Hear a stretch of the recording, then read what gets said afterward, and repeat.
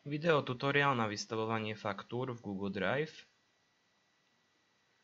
Automatické odpovede. Na každé školenie treba mať vytvorený formulár, kde nastavím text automatickej odpovede, variabilný symbol pre identifikáciu platby v internet bankingu je tvorený kódom školenia a telefónneho čísla bez prvých dvoch symbolov.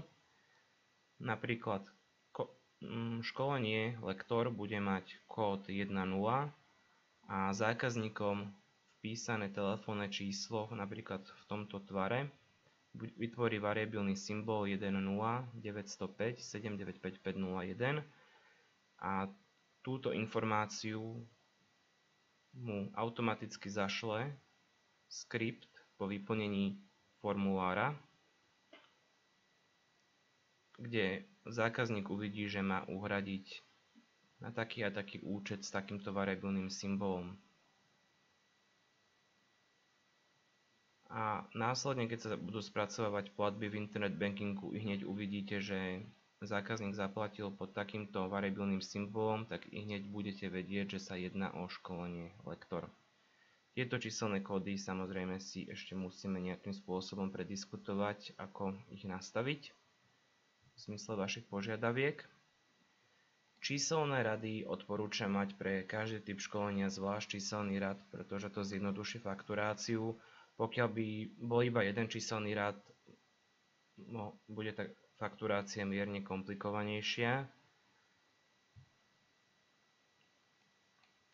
Faktúra vzor je univerzálna šablóna, kde sa automaticky prepisujú údaje z tabulky a nachádzajú sa v nej aj takéto symboly, čo znamená, že zavináč zoberie informáciu z tabulky S.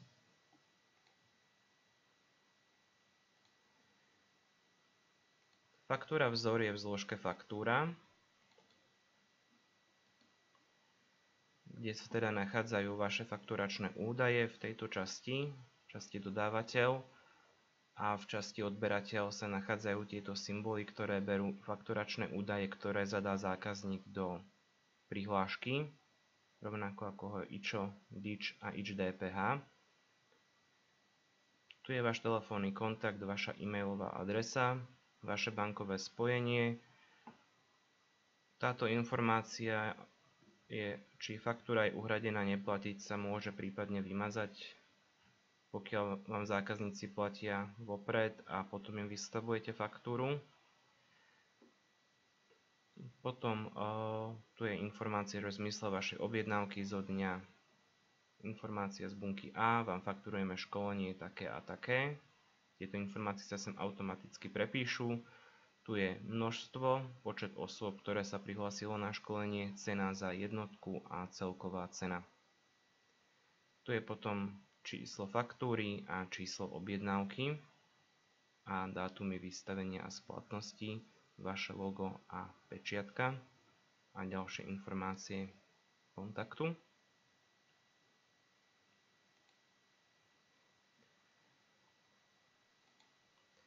Google tabulky, Excel, z ktorého sa budú vystavovať faktúry. Vám vysvetlím nejaké základné pojmy, ktoré tam sú. Prvým sú hárky. V prvom hárku máme odpovede z formulára a v ďalšom hárku máme faktúru. V odpovediach z formulára sa budú kumulovať objednávky na školenie a v zložke faktúra, v hárku faktúra sa budú faktúry vystavovať, pretože niektorí zákazníci zaplatia za školenie ihneď, niektorí zaplatia o 2 týždne a faktúry by mali nasledovať za sebou chronologicky, preto je to takto rozdelené. Potom červený názov bunky treba upraviť. Napríklad miesto školenia, pokiaľ tam nebude nejaké presne zadefinované, treba tú bunku nejakým spôsobom upraviť, aby sa to správne ťahalo do tej faktúry, do toho templateu. Teda napríklad treba upraviť číslo objednávky, číslo faktúry, dátum vystavenia.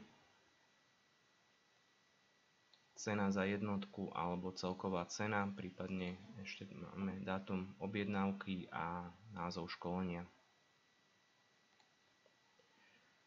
Používam tu iba dve skratky, ktoré sú číslo objednávky COBJ a číslo faktúry CF. Potom v stĺpci U je cena za jednotku, teda cena školenia. V stĺpci U teda bude napríklad 250, bude cena školenia. A v stĺpci V je vzorec, ktorý počíta počet ľudí krát cena, teda napríklad sú prihlásení 3 ľudia a celková suma fakturovaná je 750. Fakturovanú sumu, pokiaľ nie je okrúhla, treba prepísať s bodkou. Ako sme sa rozprávali, zatiaľ ste mi hovorili, že školenia budú teda okrúhle, nebudú s desatinými miestami, tak sa to môže prípadne tento krok dať preč.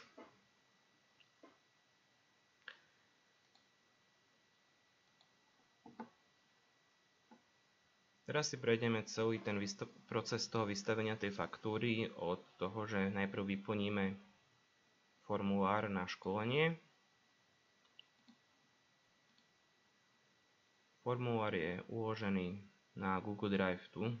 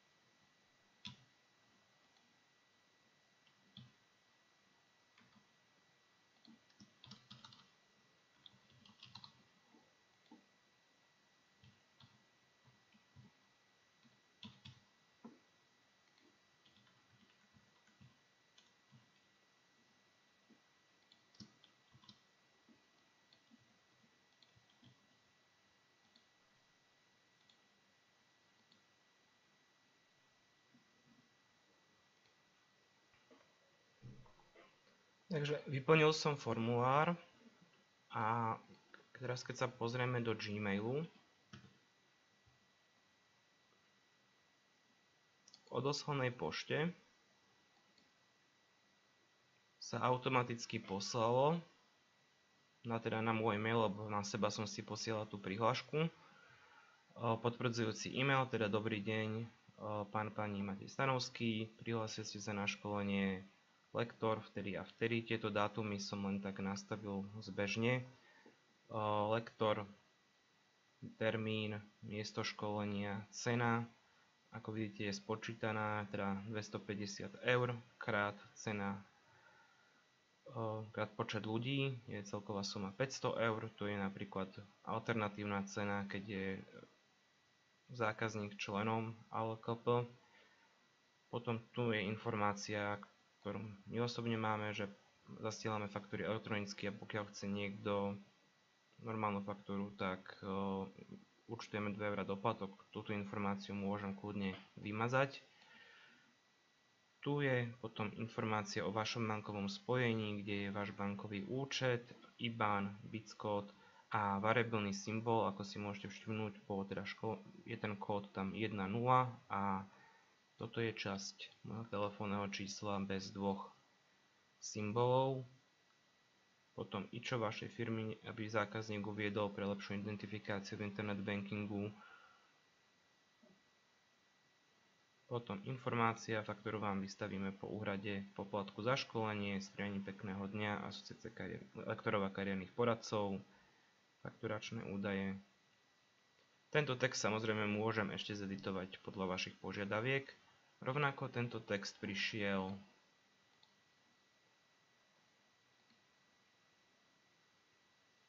mne na môj e-mail.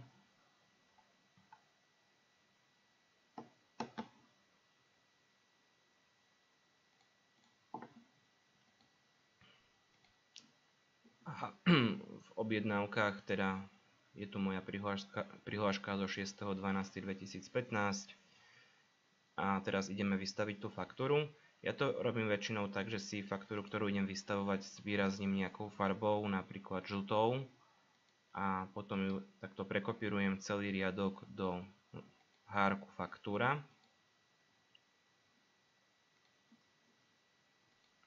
Využívam teraz skratku Ctrl+C, Ctrl+V, teda nastaviť sa na riadok, kopírovať prípadne a prilepiť. A treba upraviť potom ako sa bude vystavať faktúra, tie bunky, ktoré majú názov červený. Tuto to len treba v podstate len prekopírovať formát, teda 6.12. to prepísať. Potom kód školenia pre napríklad to školenie lektor bude napríklad 1.0, teda 9 dám preč a vznikne mi číslo objednávky, ktoré sa zaslalo zákazníkovi, ktoré potom prekopírujem do čísla objednávky. Názov školenia skopírujem z predchádzajúcej bunky. Je vhodné mať vlastne, aj to aj vytvorím, pre každý typ školenia bude v prvom riadku nejaká vzorová firma, kde budú všetky náležitosti, ktoré tam majú byť. Teda názov školenia, dátum objednávky a tak ďalej. Potom číslo faktúry je vzorec, ktorý stačí iba potiahnuť o jedno číslo nižšie, kde vidíme, že nám to vytvorilo faktúru v tvare 2016 002 a napríklad tá faktúra bola zaplatená napríklad 10.12. Cena za školenie je 250 €. To sa skopíruje z tejto bunky a celková suma sa spočíta vzorcom. Potom už stačí len teda prepísať tieto hodnoty s bodkou, aby to správne ťahalo do tej vzorovej faktúry. Ale pokiaľ budete mať okrúhle ceny školení, tak tento krok teda môžeme vypustiť a stačí iba vpísať tie hodnoty do týchto dvoch stĺpcov.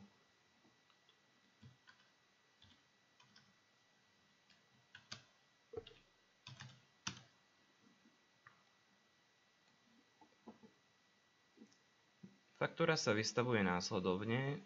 Označím si stĺpec a nastavím doplnky Bill My Client a dám Merge Documents and Email Manually.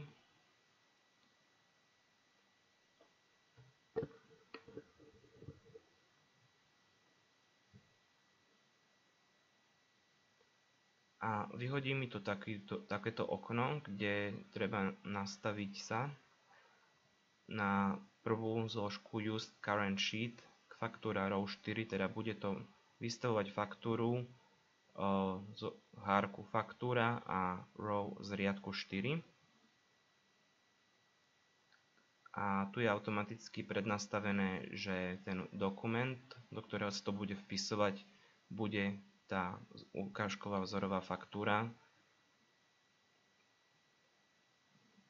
kde sa nachádzajú teda tieto symboly, ktoré sa tam automaticky prepíšu z tej tabulky. Klikne sa na Next. Potom treba nastaviť faktúra a tu treba nastaviť číslo objednávky, aby sa zákazníkovi poslala tá faktúra s názvom faktúra / číslo objednávky. Next. A potom tu treba tento text si môžete ešte upraviť, teda zákazníkovi sa pošle e-mail, kde bude subject, teda predmet faktúra za školenie, kde bude komentár Dobrý deň, ďakujeme za vašu objednávku a platbu. V prílohe vám zasielam faktúru s pozdravom, telefónny kontakt. Tento text samozrejme sa dá upraviť podľa vašich požiadaviek a vypneme na políčko Send. Teraz to chvíľku bude trvať, dokým sa faktúra zašle.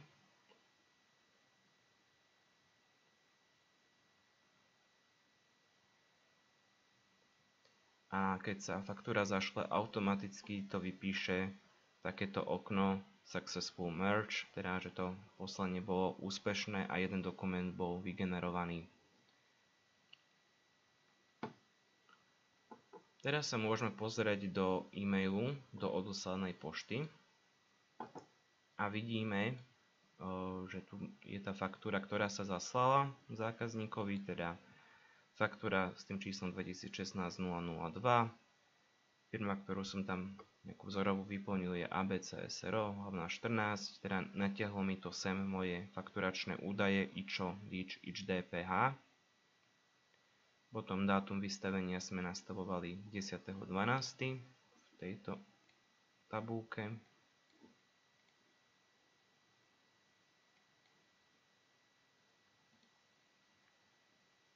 Číslo faktúry je teda 2016-002, to je v tejto časti. Číslo objednávky je 1017434726, čo natiahlo z bunky R. Taktiež to natiahlo počet osôb na školení 2, cena za jednotku je 250 a celková cena 500 eur.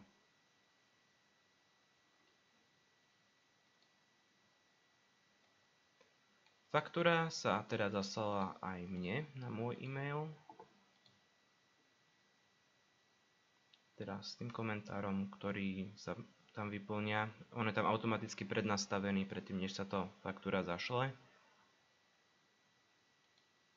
A rovnaká faktúra teda prišla aj na môj osobný e-mail, kam som si ju teda dal poslať.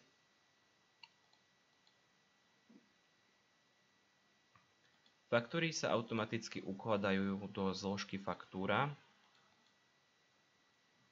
kde teda tu je tá faktúra, ktorá sa zaslala.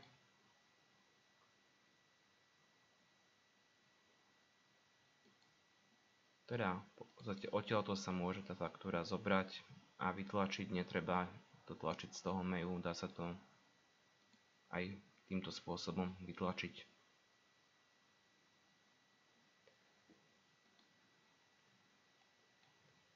Hromadné zasielanie faktúr. Pokiaľ chceme zasielať faktúry hromadne, dá sa to taktiež.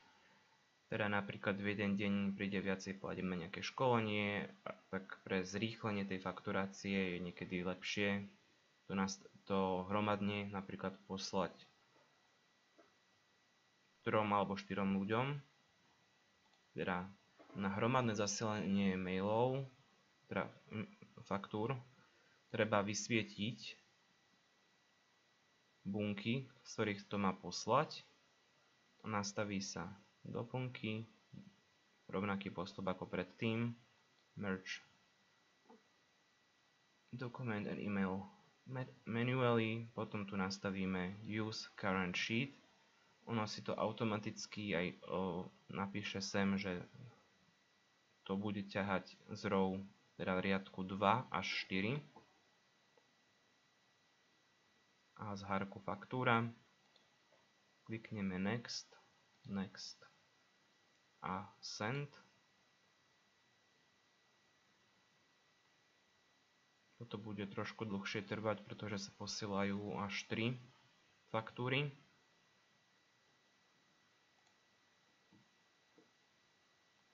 Ten proces vidíme tu, ako postupne sa to načítava.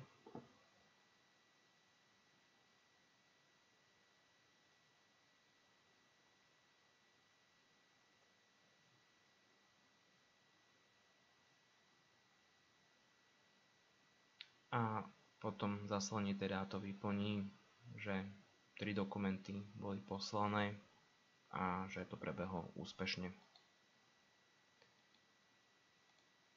A v odoslanej pošte vidíme, že sa zaslali tie faktúry. A nakoľko mám uvedené všade môj e-mail vo všetkých 3 bunkách, tak na môj mail by mali prísť teda ďalšie maily, ďalšie faktúry.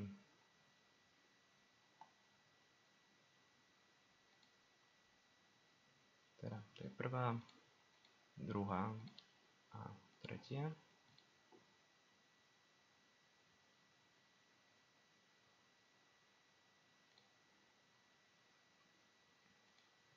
Že hromadné zasielanie sme prešli.